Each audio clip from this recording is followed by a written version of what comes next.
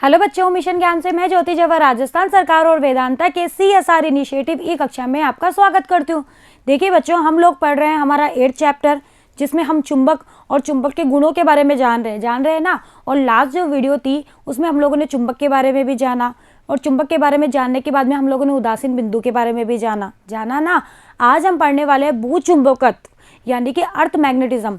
अब भूचुंबकत्व क्या होता है और इसके अवयव, इसके बारे में आज हम स्टडी करने वाले हैं। तो हेडिंग लगाइए भूचुंबकत्व। मेरे साथ साथ आप लोग नोट जरूर बनाते रहिए, अपनी बुक जरूर पढ़ते रहिए।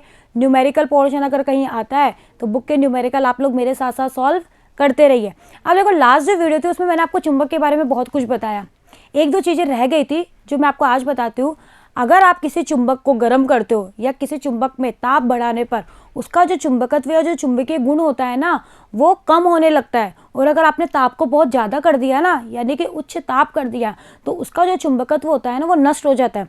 ये प्रैक्टिकल आप लोग घर में भी कर सकते हो। किसी चुंबक को आप गर्म करना तो देखना धीरे धीरे उसका चुंबकीय गुण नष्ट हो जाएगा, फिर वो लोहे वाली वस्तुओं को आकर्षित नहीं करेगी। ओके बच्चों, कर सकते हो लेकिन करना मत। कहीं आप अपना हैंड वैंड जला लो, इसलिए ऐसा करना मत। लेकिन ऐसा होता है कि ताप बढ़ाने पर चुंबकीय जो गुण होता है वो कम होने लगता है और उच्च ताप पर चुंबकीय गुण नष्ट हो जाता है। अब ये प्रॉपर्टी मैंने आपको आज क्यों बताई, क्योंकि आज हम इस प्रॉपर्टी का यूज़ करने वाले हैं, इसलिए मैंने आपको आज ये बताई। ओके बच्चों, अब पृथ्वी का भूचुंबकत्व अर्थ मैग्नेटिज्म क्या होता है।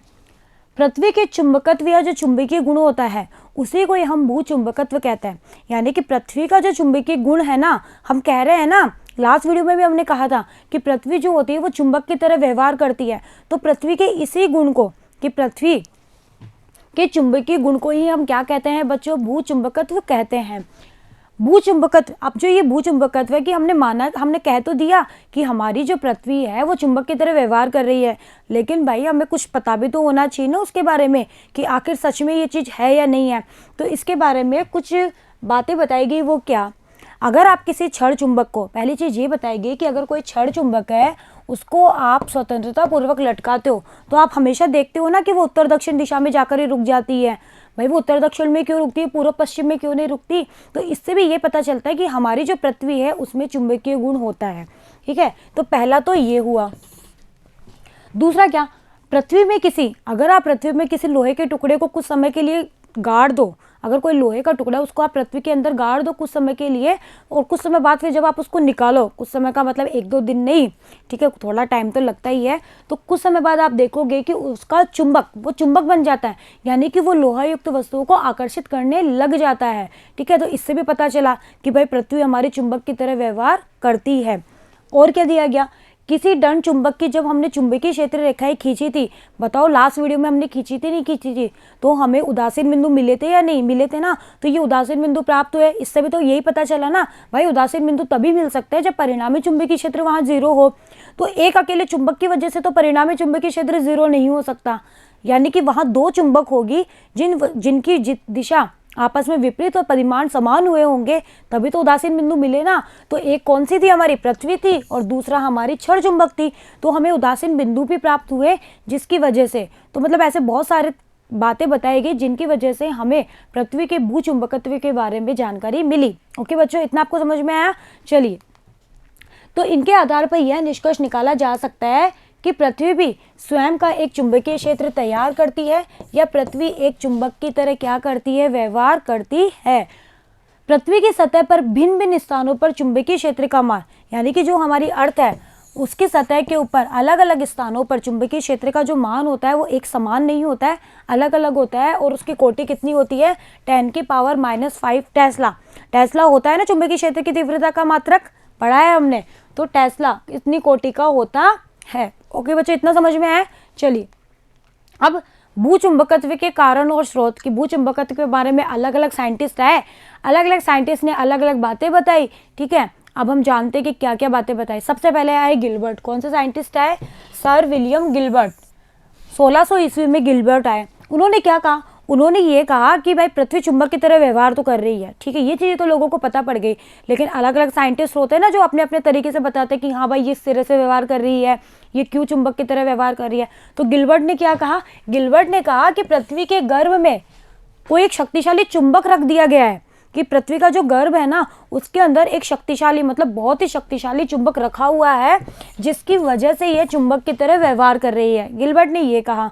लेकिन ये जो चीज़ है ना ये पॉसिबल नहीं हो पाई। क्यों भाई? जब दूसरे साइंटिस्ट आते हैं तो वो क्या करता है, पहले साइंटिस्ट की बातों में कुछ करेक्शन तो करते ही है ना भाई। ऐसा तो नहीं होता कि एक साइंटिस्ट ने कह दिया तो वही बात मान ली जाती है, ऐसा थोड़ी होता है।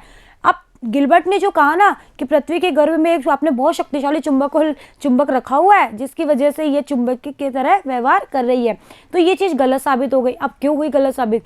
क्योंकि मैंने आपको अभी अभी ये चीज़ बताई कि तापमान बढ़ने पर चुंबक का चुंबकीय गुण नष्ट होने लगता है ना।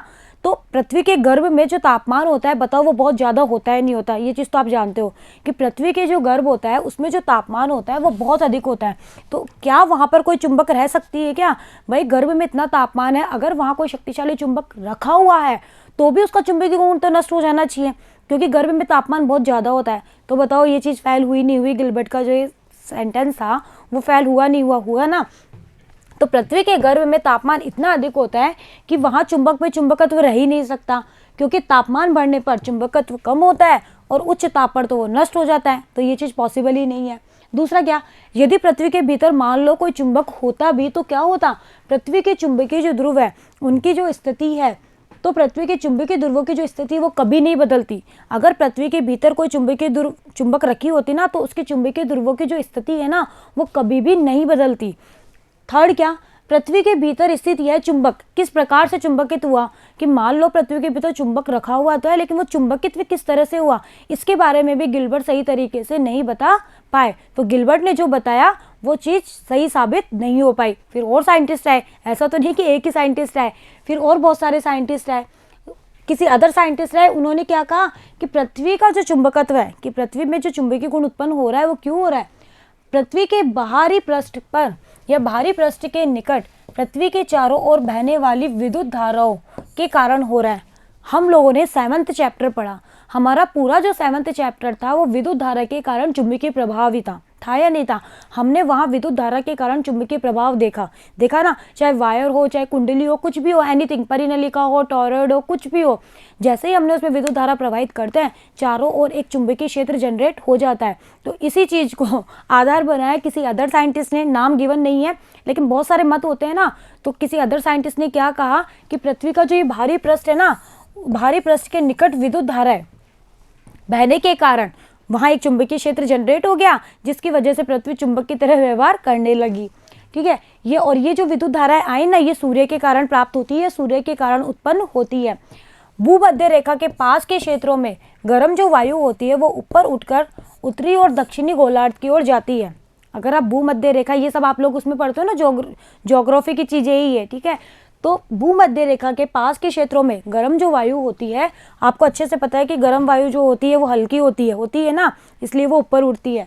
तो गर्म वायु ऊपर उठकर उत्तर से दक्षिणी गोलार्ध की ओर जाती हुई इलेक्ट्रिफाइड यानी कि वैद्युतमय हो जाती है, और ये धाराएं पृथ्वी के बाहरी पृष्ठ के निकट उपस्थित लोहा चुंबकीय जो पदार्थ होती है उनको चुंबकित कर देती है। मतलब कुल मिला के इस पूरे पैराग्राफ का मतलब ये है कि पृथ्वी के बाहरी पृष्ठ के निकट जो भी विद्युत धारा उत्पन्न हो रही है, जो किसकी वजह से उत्पन्न हो रही है, सूर्य के कारण उत्पन्न हो रही है। तो विद्युत धारा के कारण इसके चारों ओर एक चुंबकीय क्षेत्र जनरेट हो गया और ये चुंबक की तरह व्यवहार करने लग गई। एक मत ये भी दिया गया। भूचुंबकत्व के बारे में एक और मत आया, वो क्या कि गैस जो होती है, कि वायुमंडल में जो गैसें होती है वो आयनित अवस्था में रहती है। ये आप लोग केमिस्ट्री में पढ़ते हो ना कि जो भी गैसें होती है वो आयोनाइज्ड स्टेट में रहती है। सूर्य एवं अंतरिक्ष से आने वाली उच्च ऊर्जा की किरणें वायुमंडल की ऊपरी सतह में स्थित जो भी परमाणु होते हैं उनसे टकराती है और उनको क्या कर देती है, आयनित कर देती है। पृथ्वी के अपने अक्ष के सापेक्ष घूर्णन के कारण विद्युत धाराएं उत्पन्न होती है, जिसकी वजह से पृथ्वी चुंबक की तरह व्यवहार करने लगते हैं। मतलब ये वाला जो मत है ये भी बिल्कुल विद्युत धारा के कारण चुंबकीय प्रभाव के ऊपर ही बेस्ड था। ठीक है, फिर एक साइंटिस्ट और आए, एलसी सर। उन्होंने क्या कहा वो सुनिए। एलसी सर ने ये कहा कि पृथ्वी के भीतर उसकी केंद्रीय कोड, कि पृथ्वी के भीतर उसकी जो सेंट्रल जो कोड है ना, उसमें अनेक चालक जो पदार्थ, बहुत सारे चालक पदार्थ होते हैं ना भाई पृथ्वी में, तो अनेक जो चालक जो पदार्थ होते हैं वो पिघली हुई अवस्था में रहते हैं। पृथ्वी के भीतर जो सेंटर जो कोर होती है उसमें जितने जो चालक पदार्थ होते हैं वो पिघली हुई अवस्था में रहते हैं, और उन चालक पदार्थों में इन्होंने दो पदार्थों को मेन बताया, लोहा और निकिल। किसको मेन बताया? लोहा और निकिल, कि ये पिघली हुई अवस्था में उपस्थित रहते हैं। ठीक है, क्योंकि गर्भ का ताप होता भी बहुत ज़्यादा है, तो उन्होंने कहा कि ये लोहा और जो निकिल है वो पिघली हुई अवस्था में उपस्थित रहते हैं। पृथ्वी अपने अक्ष के सापेक्ष घूर्णन करती है, ये तो हम जानते ही है, कोई नई चीज़ नहीं है कि पृथ्वी अपने अक्ष के सापेक्ष भी घूर्णन करती है, जिसके कारण उसकी अर्धद्रव कोड में धीमी संवहन धारा है, यानी कि ये कन्वेंशन जो करंट्स है वो उत्पन्न हो जाती है। पृथ्वी अपने अक्ष के सापेक्ष घूर्णन करने के कारण इसकी जो ये केंद्रीय जो क्रोड या हाफ लिक्विड जो कोर है उसमें कन्वेंशन करंट उत्पन्न हो जाती है। अब करंट है तो डेफिनेट सी बात है मैग्नेटिक फील्ड भी होगा ना, जिससे इसके भीतर एक जनरेटर की क्रिया होने लगती है कि यहाँ पर कन्वेंशन करंट उत्पन्न हो गई, जिसकी वजह से ये एक जनरेटर, इसके भीतर एक जनरेटर, जैसे जनरेटर काम करता है ना वैसे यहाँ पर क्रिया उत्पन्न होने लग जाती है और विद्युत धारा उत्पन्न होती है। भाई जनरेटर से धारा तो उत्पन्न होती है, तो यहाँ से धारा उत्पन्न हुई, जब धारा उत्पन्न हुई तो चुंबकीय क्षेत्र आएगा नहीं आएगा? आएगा ना। तो मतलब इस तरह से बहुत सारे मत दिए गए जिनसे मतलब ये तो पता चल गया कि हाँ पृथ्वी चुंबकीय क्षेत्र की तरह व्यवहार करती है। कुछ के गलत भी साबित हुए, कुछ के सही भी मान लिए गए। ओके बच्चों, तो आपको इतनी चीज़ समझ में आई? ठीक है, ये सब चीज़ें सिर्फ आपको ध्यान रखने वाली चीज़ है। ऐसा कुछ इनमें से कोई ऐसा कोई बहुत बड़ा क्वेश्चन नहीं आएगा। कुछ छोटे छोटे क्वेश्चन भले ही यहाँ से पूछ लिए जाए, लेकिन ऐसा कोई बहुत बड़ा क्वेश्चन नहीं आने वाला है। सिर्फ आपको ये इन चीज़ों के बारे में थोड़ी सी नॉलेज होनी चाहिए। ओके, तो इन सब से हमें ये पता चला कि हमारी जो अर्थ है वो एक मैग्नेट है, ठीक है, या मैग्नेट की तरह व्यवहार करती है। पृथ्वी के चुंबकीय गुण को स्पष्ट करने के लिए, अब पृथ्वी का जो चुंबकीय गुण था उसको स्पष्ट करने के लिए हमने क्या किया, एक चुंबकीय सुई ली थी ना हमने लास्ट वीडियो में भी, आपको याद हो तो हमने लास्ट चैप्टर में हमने ओरेस्टेड एक्सपेरिमेंट किया था। वहाँ हमने चुंबकीय सुई तो रखी थी, नीचे रखी थी ना। तो पृथ्वी के चुंबकीय गुण को स्पष्ट करने के लिए हमने एक चुंबकीय सुई को स्वतंत्रता पूर्वक लटका दिया। लटकाते हुए पृथ्वी का एक चक्कर किया, ठीक है, पृथ्वी का एक चक्कर किया तो ऐसे बिंदु प्राप्त हुए जहां चुंबकीय सुई पृथ्वी के तल के लंबवत। तो जब हमने देखा कि हमने पूरा पृथ्वी का एक चक्कर किया सुई को स्वतंत्रतापूर्वक लटका के, तो हमें ऐसे बिंदु प्राप्त हुए जहां क्या पृथ्वी के तल के लंबवत या ऊर्ध्वाधर हो जाती है। तो हमें ऐसे बिंदु प्राप्त होते हैं जहां सुई या तो पृथ्वी के तल के लंबवत हो जाएगी, ठीक है, पृथ्वी के तल के लंबवत या ऊर्ध्वाधर हो जाती है। तो जिन बिंदुओं पर हमारी चुंबकीय सुई पृथ्वी के तल के लंबवत या ऊर्ध्वाधर होती है उन्हें पृथ्वी के चुंबकीय ध्रुव कहते हैं। उन्हें हम क्या कहते हैं बच्चों? पृथ्वी का चुंबकीय ध्रुव या चुंबकीय ध्रुव कहते हैं, मैग्नेटिक पॉल्स ऑफ अर्थ। पृथ्वी के चुंबकीय ध्रुवों को मिलाने वाली जो रेखा है, ये चीज़ हम पहले भी पढ़ चुके हैं, मैंने आपको बताई भी थी कि कोई मैग्नेट है उसके दोनों ध्रुवों को मिलाने वाली रेखा चुंबकीय अक्ष कहलाती है। तो पृथ्वी के चुंबकीय ध्रुवों को मिलाने वाली रेखा क्या कहलाएगी? चुंबकीय अक्ष, यानी कि मैग्नेटिक एक्सिस कहलाती है। इतना आपको समझ में आया?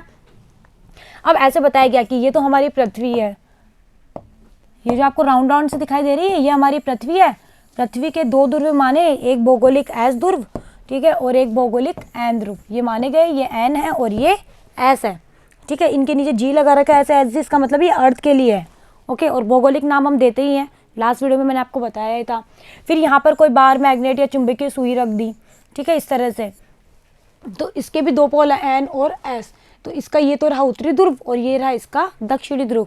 तो यहाँ हमें चुंबकीय निरक्ष या भौगोलिक निरक्ष प्राप्त हुए। तो ये तो है मेरा भौगोलिक निरक्ष, और ये जो आपको डॉट डॉट से नजर आ रहा है ना, ये है चुंबकीय निरक्ष, ठीक है। तो इतनी आपको समझ में आई कि चुंबकीय ध्रुवों को मिलाने वाली जो रेखा होती है वो चुंबकीय अक्ष कहलाती है।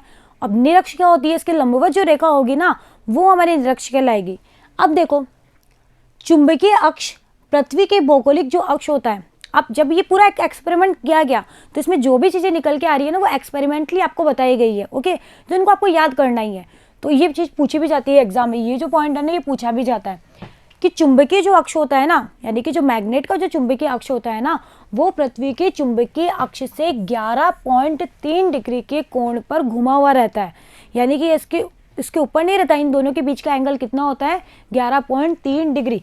यहाँ से देखो ये जो एंगल आपको दिखेगा ना, ये 11.3 डिग्री का एंगल आपको नजर आएगा। कितना आएगा? 11.3 डिग्री। ये जो एंगल आपको नजर आ रहा है ये 11.3 डिग्री का एंगल है। ओके बच्चों, चलिए जिन दो बिंदुओं पर चुंबकीय सुई पृथ्वी के क्षैतिज या समांतर हो जाती है। भाई दो बिंदु तो ऐसे प्राप्त हुए जहां पर हमारी चुंबकीय सुई ऊर्ध्वाधर हो गई।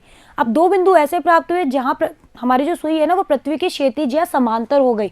तो उन बिंदुओं से गुजरने वाला और चुंबकीय ध्रुवों को मिलाने वाली रेखा के लंबवत जो तल होगा उसे हम कहते हैं चुंबकीय निरक्ष।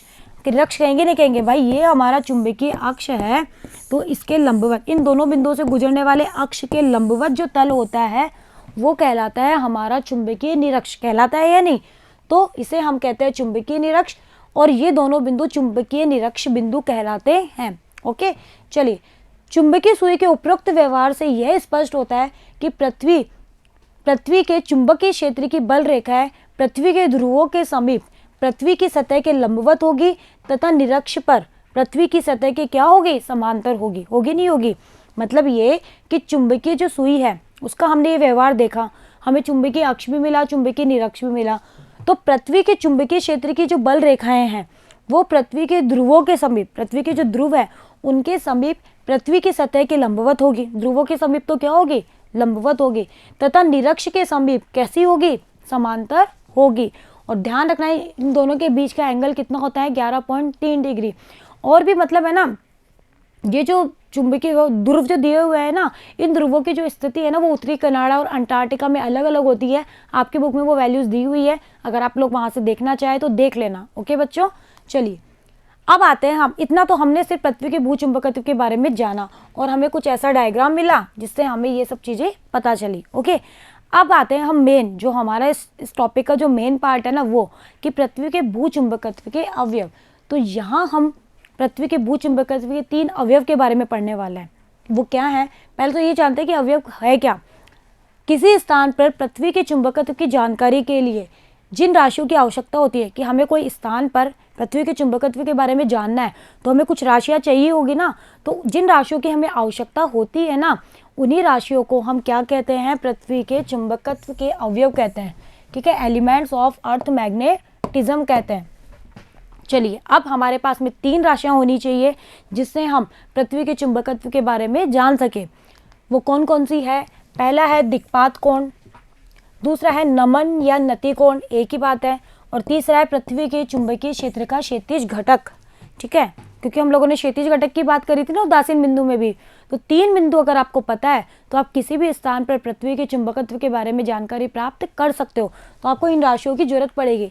दिक्पात जो कोण होता है उसको डी लिखा, ठीक है। नमन या नति कोण को हम थीटा से रिप्रेजेंट करेंगे और चुंबक के चुंबकीय क्षेत्र के क्षैतिज घटक को हम बी ऑफ एच, एच मतलब हॉरिजॉन्टल, ठीक है, बी ऑफ एच, चुंबक के पृथ्वी के चुंबकीय क्षेत्र का क्षैतिज घटक।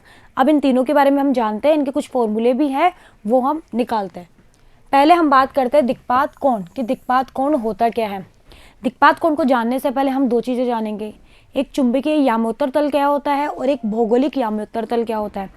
चुंबकीय यामोत्तर तल चुंबकीय अक्ष से तो पारित हो और तल के लंबवत हो, यानी कि चुंबक का जो अक्ष है उससे तो पारित होने वाला और उस तल के लंबवत जो तल होगा वह हमारा कहलाएगा बच्चों क्या? चुंबकीय यामोत्तर तल। और भौगोलिक यामोत्तर तल क्या होगा? अब की बार ये भौगोलिक अक्ष से पारित होगा, तो भौगोलिक अक्ष से पारित हो और तल के लंबवत हो। बहुत इजी सी डेफिनेशन है ना, कुछ नहीं करना। चुंबकीय यामोत्तर है तो चुंबकीय अक्ष से पारित कर दो, भौगोलिक यामोत्तर है तो भौगोलिक अक्ष से पारित कर दो, और दोनों के तल के लंबवत जो तल बनेगा उसे ही हम चुंबकीय यामोत्तर या भौगोलिक यामोत्तर तल कहेंगे। ओके, और इन दोनों के बीच का, अब ये जो दोनों तल है वो एक में तो होंगे नहीं, ऐसा तो नहीं कि एक ही उसमें होंगे। इन दोनों के बीच में जो एंगल बनेगा ना उसी एंगल को हम कहते हैं दिक्पात कोण, और हम इसको डी या फाई से भी रिप्रेजेंट कर सकते हैं। ओके, इसे हम कहते हैं, तो चुंबकीय यामोत्तर तल और भौगोलिक यामोत्तर तल के बीच का जो एंगल होता है उसे ही हम कहते हैं दिक्पात कोण। इसे हम डी या फिर फाई से भी रिप्रेजेंट करते हैं। ओके बच्चों, तो ये हो गया हमारा दिक्पात कोण। तो जैसे मान लो ये तो है मेरा चुंबकीय यामोत्तर तल, ठीक है, और ये है मेरा भौगोलिक यामोत्तर तल, ये जो दिख रहा है ना आपको, और इनके बीच का जो ये एंगल आपको नजर आ रहा है ना, मैं इसको थोड़ा सा रेड कलर से बनाती हूँ ताकि आप लोगों को ये क्लियर दिखाई दे। ये तो है मेरा चुंबकीय यामोत्तर तल जो चुंबकीय अक्ष से पारित हो रहा है किसी चुंबक के और उसके तल के लंबवत है। ये है मेरा भौगोलिक यामोत्तर तल जो भौगोलिक अक्ष से पारित हो रहा है और तल के लंबवत है। इन दोनों के बीच का जो ये एंगल बना ना, इसे ही हम कहते हैं दिक्पात कोण। ओके बच्चों, चलिए अब आते हैं नमन कोण या नति कोण। इसे हम थीटा से रिप्रेजेंट करेंगे, एंगल ऑफ डिप। ठीक है, ये क्या होता है? पृथ्वी के परिणामी चुंबकीय क्षेत्र, ध्यान से सुनिए, पृथ्वी जो है उसके दो घटक होंगे। पृथ्वी का जो चुंबकीय क्षेत्र है उसके दो घटक होंगे, एक हॉरिजॉन्टल वाला यानी कि क्षैतिज वाला, एक वर्टिकल वाला यानी कि ऊर्ध्वाधर वाला। तो इन दोनों दो घटक है, तो पृथ्वी का जो परिणामी चुंबकीय क्षेत्र है उसके द्वारा क्षैतिज घटक, हमेशा ध्यान रखिएगा क्षैतिज घटक, पृथ्वी के परिणामी चुंबकीय क्षेत्र के द्वारा उसके क्षैतिज घटक के साथ बनाया गया जो एंगल होता है उसे हम कहते हैं एंगल ऑफ डिप, यानी कि नमन या नति कोण। क्षैतिज घटक के साथ परिणामी यानी कि परिणामी और क्षैतिज के बीच का जो एंगल है वो कहलाएगा हमारा एंगल ऑफ डिप। ओके बच्चों, तो देखो कैसे, जैसे ये हमारे चुंबकीय यामोत्तर तल है, ये हमारा भौगोलिक यामोत्तर तल है, इनके बीच का एंगल तो डी है, दिक्पात कोण है, और ये जो एंगल होगा ना ये होगा थीटा। यानी कि अगर मैं ऐसे डायग्राम बनाऊं, अगर मैं एक छोटा सा डायग्राम ऐसे बनाऊं कि ये है पृथ्वी के चुंबकीय क्षेत्र का परिणामी घटक, तो ये है इसका क्षैतिज घटक और ये है इसका ऊर्ध्वाधर घटक। ठीक है, ये है मेरा और ये है मेरा एंगल थीटा। तो ये पृथ्वी के परिणामी चुंबकीय क्षेत्र के द्वारा उसके क्षैतिज घटक के साथ बनाया गया जो एंगल होता है वो एंगल मेरा कहलाता है क्या? एंगल ऑफ डिप, यानी कि नमन या नति कोण। कभी भी वर्टिकल से मत ले लेना, हमेशा इस एंगल से इसके बीच का एंगल लेना। ओके, अगर ये बी एच इधर है तो आपको इसके बीच का एंगल ही लेना है। चलिए, इतना आपको समझ में आया। आप इसके केस करते हैं क्या? पृथ्वी के चुंबकीय क्षेत्र का ऊर्ध्वाधर घटक शून्य हो जाए, जैसे मान लो कि पृथ्वी का जो चुंबकीय क्षेत्र है उसका ऊर्ध्वाधर घटक शून्य हो जाए। ऊर्ध्वाधर घटक शून्य होने का मतलब क्या हुआ कि BV बराबर 0 हो जाए। VV बराबर 0 कब होगा? जब पूरा का पूरा यहीं आ जाए, B जो है वो BH के ऊपर ही आ जाए, तभी तो BV 0 होगा ना। तो उस कंडीशन के लिए बताओ डायग्राम कैसे बनेगा? ऐसे। तो उस कंडीशन के लिए थीटा क्या होगा? B और BH के बीच का एंगल कितना हो गया? 0। हुआ नहीं हुआ? तो थीटा बराबर कितना होगा? 0 होगा। तो चुंबकीय निरक्ष बिंदुओं पर, तो चुंबकीय जो निरक्ष बिंदु जो होते हैं उन पर नमन कोण का मान 0 होता है। तो ये किसके लिए है? चुंबकीय निरक्ष बिंदुओं के लिए है। तो जब भी आप चुंबकीय निरक्ष बिंदुओं पर जाओगे तो आपको एंगल ऑफ डिप कितना मिलेगा? हमेशा 0 मिलेगा। ओके बच्चों, चलिए अब इसका केस सेकंड करते हैं। अगर BH बराबर 0 हो जाए, मान लो चुंबकीय क्षेत्र का क्षैतिज घटक ही 0 हो जाए, तो बताओ क्या होगा? अब ये B जो है वो BV के डायरेक्शन में होगा नहीं होगा? तो बताओ BH और BV के बीच का एंगल कितना बनेगा? 90 डिग्री बनेगा नहीं बनेगा? ये एंगल 90 डिग्री बन गया। तो ये किसके लिए? ये चुंबकीय अक्ष वाले बिंदुओं के लिए है। तो चुंबकीय अक्ष बिंदुओं पर नमन कोण का मान कितना होता है? 90 डिग्री होता है। तो ये बहुत बार एग्जाम में पूछे जाता है डायरेक्टली, बताइए चुंबकीय अक्ष पर नमन कोण कितना? तो 90 डिग्री। चुंबकीय निरक्ष हो तो 0 डिग्री। ओके बच्चों, ये चीज़ समझ में आई? कोई बहुत ज़्यादा हार्ड चीज़ नहीं है, सिर्फ थोड़ी सी समझने वाली चीज़ है और थोड़ा सा याद भी रखने वाली है। चलिए अब आते हैं हम हमारे तीसरे पे। 2 पढ़ लिया हम, दिक्पात भी पढ़ लिया, नमन या नति कोण भी पढ़ लिया। अब पढ़ते हैं चुंबकीय क्षेत्र का क्षैतिज घटक। पृथ्वी के चुंबकीय ध्रुवों पर, पृथ्वी का जो चुंबकीय ध्रुव होता है उस पर पृथ्वी का चुंबकीय क्षेत्र ऊर्ध्वाधर होता है तथा निरक्ष पर क्षैतिज दिशा में होता है। ये चीज अभी अभी हम पढ़ के आ चुके हैं ना। अन्य स्थानों पर पृथ्वी का चुंबकीय क्षेत्र क्षैतिज से कुछ कोण या नमन कोण बनाते हुए होता है। अतः किसी स्थान पर पृथ्वी के चुंबकीय क्षेत्र को 2 घटकों में वियोजित किया जा सकता है, इस तरह से कि ये जो परिणामी है, चुंबकीय सुई है तो ये परिणामी है, तो ये एंगल थीटा है, तो ये BH और ये BV है या नहीं हुआ? तो बताओ BH और BV को मैं घटक के रूप में लिख सकती हूँ? बताओ कैसे? आप लोगों को ये चीज़ बहुत अच्छे से अब तक आ गई होगी कि ये एंगल अगर थीटा है तो ये होगा B cos थीटा और ये इसके लंबवत होगा B sin थीटा। होगा नहीं होगा? होगा ना। तो बताओ BH बराबर कितना आ गया? B cos थीटा और BV बराबर कितना आ गया? V sin थीटा, क्योंकि थीटा तो हमेशा BH और B के बीच का एंगल ही होता है। चलिए तो मैं ऐसे लिख सकती हूँ, ये लिख दिया। पाइथागोरस प्रमेय याद है? याद है क्या पाइथागोरस प्रमेय? कि अगर मुझे B निकालना है तो BH square plus BV square कर दो। इन दोनों का स्क्वायर करके इनको जोड़ दो तो आपको B स्क्वायर मिलेगा इधर से। ठीक है, यहाँ से B स्क्वायर मिलेगा। तो बताओ B स्क्वायर बराबर कितना आ गया? यहाँ से इन दोनों का आप वर्ग करके जोड़ो। B square cos square theta plus B square sine square theta. और इधर क्या है, इधर है, देखो इसको ऐसे लिखो, ये थोड़ा सा यहाँ पे गलत सा लिखा हुआ है, इसको आप ऐसे लिखो,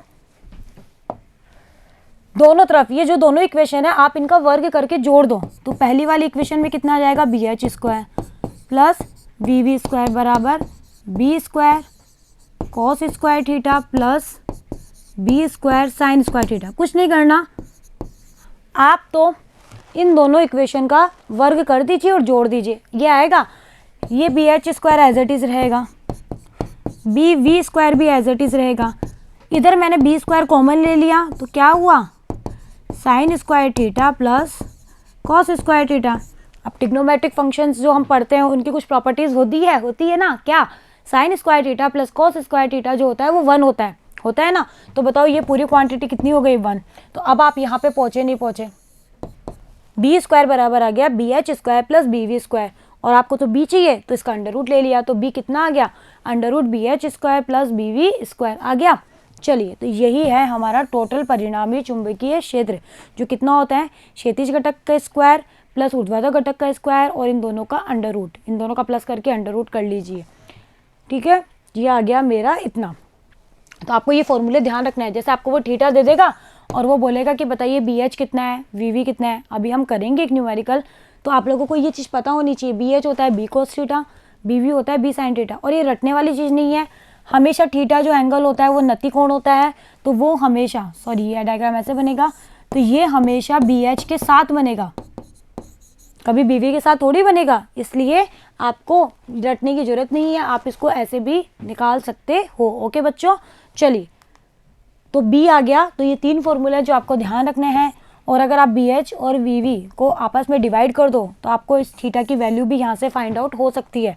तो थीटा कितना आ गया, tan थीटा की फॉर्म में B V upon B H, और थीटा हो तो tan inverse B V upon B H. Okay, और अगर ये दोनों बराबर हो, तो मान लो आपके क्षैतिज घटक और ऊर्ध्वाधर घटक आपस में बराबर है, तो बताओ आपका थीटा कितना होगा, ये दोनों बराबर हुए तो 1 हुए। tan थीटा 1 किसके लिए होता है, जब थीटा 45 डिग्री हो, क्योंकि tan 45 डिग्री का मान 1 होता है ना। मैंने कहा था ना ये वैल्यूज आपको याद रखनी है, फिजिक्स में आपको इनकी जरूरत पड़ती रहती है।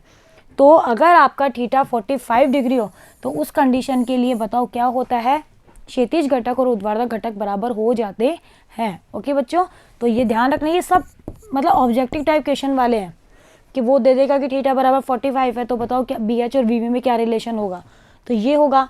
ये न्यूमेरिकल पोर्शन के लिए फॉर्मूले हैं। अब हम करते हैं एक न्यूमेरिकल अभी इसका, जब हम देखेंगे कि कैसे आप लोगों को ये फॉर्मूले यूज़ करने हैं। ओके, जैसे किसी स्थान पर चुंबकीय क्षेत्र का मान आपको गिवन है, इतना है 0.4 × 10⁻⁻⁴। देखो टेस्ला, अभी आप खुद से भी लगा सकते हो ना, क्योंकि आपको पता है चुंबकीय क्षेत्र का मात्रक क्या होता है, टेस्ला। यदि उस स्थान पर नमन कोण, वो आपको दे रहा है अगला, नमन कोण 30 डिग्री हो, तो बी एच और वी वी की गणना करो। अब उसने डायरेक्ट नमन कोण दिया है और बी एच और वी वी पूछ रहा है, बताओ क्या, थीटा 30 डिग्री, बी इतना, बी एच होता है बी कॉस थीटा, बी की वैल्यू रख दी, बी गिवन है, और कॉस 30 डिग्री, कॉस 30 डिग्री कितना होता है, √3/2। अब ये वैल्यू तो पता होनी ही चाहिए। और बी वी कितना होता है, बी साइन थीटा, बी की वैल्यू रख देना, थीटा की रख देना। तो बी वी कितना होता है, साइन 30 कितना होता है, 1/2। इसको सॉल्व करोगे तो बी वी आएगा इतना और बी एच आएगा इतना। यूनिट तो वही टेस्ला ही होगी, है तो चुंबकीय क्षेत्र भाई, क्षैतिज हो चाहे ऊर्ध्वाधर हो, है तो चुंबकीय क्षेत्र, तो टेस्ला में ही इसकी मात्रक, इसका क्या होगा, टेस्ला ही होगा। तो इस तरह से इजी क्वेश्चन बन जाता है। लेकिन देखो कभी कभार एग्जाम में वो ऐसे भी बोल सकता है कि पृथ्वी का परिणामी जो चुंबकीय क्षेत्र है वो इसके ऊर्ध्वाधर घटक के साथ 60 डिग्री का कोण बना रहा है। वो जरूरी आपको डायरेक्ट नमन कोण दे, ऐसा तो जरूरी नहीं है ना। तो बताओ बी एच और वी वी कितने होंगे। अब मुझे एक बात बताओ, बी एच और वी वी, बी एच होता है बी कॉस थीटा होता है, आपको थीटा चाहिए, थीटा होता है बी एच और बी के बीच का एंगल, यानी कि ये एंगल थीटा होता है। उसने आपको ये एंगल नहीं देके आपको ये एंगल दिया है, और आपको पता है कि बी एच और वी वी के बीच का एंगल होता है 90 डिग्री। तो बताओ ये एंगल कितना हुआ, 30 डिग्री। तो इस तरह से भी वो आपको घुमा सकता है। तो आप डायरेक्ट 60 मत रख देना, आपका थीटा तो कितना होगा, 30 डिग्री होगा, या इसकी वैल्यू 30 दे दे तो ये 60 हो जाएगा। तो क्वेश्चन को अच्छे से पढ़ना कि उसने एक्चुअल में दिया क्या है। ओके बच्चों, तो ये ये था हमारा एक छोटा सा क्वेश्चन। बाकी और बहुत सारे बुक में क्वेश्चन दिए हुए हैं, आप उनकी प्रैक्टिस करिए। तो आज हमने क्या क्या पढ़ा, भूचुंबकत्व के बारे में जाना ना, भूचुंबकत्व के बारे में जाना, फिर इसके बारे में अलग अलग साइंटिस्ट ने अपने अलग अलग बातें बताई, उनके बारे में हमने थोड़ा सा जाना, ठीक है। फिर हमने वो डायग्राम बनाया, उसमें हमने वो 11.3 डिग्री वाला वो इम्पोर्टेंट है, वो आप लोग ध्यान रखिएगा। फिर हम आए भूचुंबकत्व के अवयव पर, जिसमें हमने दिक्पात कोण पढ़ा, नमन या नति कोण पढ़ा, और चुंबकीय क्षेत्र के क्षैतिज घटक के बारे में जाना और इनके फॉर्मूले डिराइव करे। ओके बच्चों, तो आज के लिए इतना ही। बने रहिएगा मेरे साथ, मिलते हैं नेक्स्ट वीडियो में। Thank you.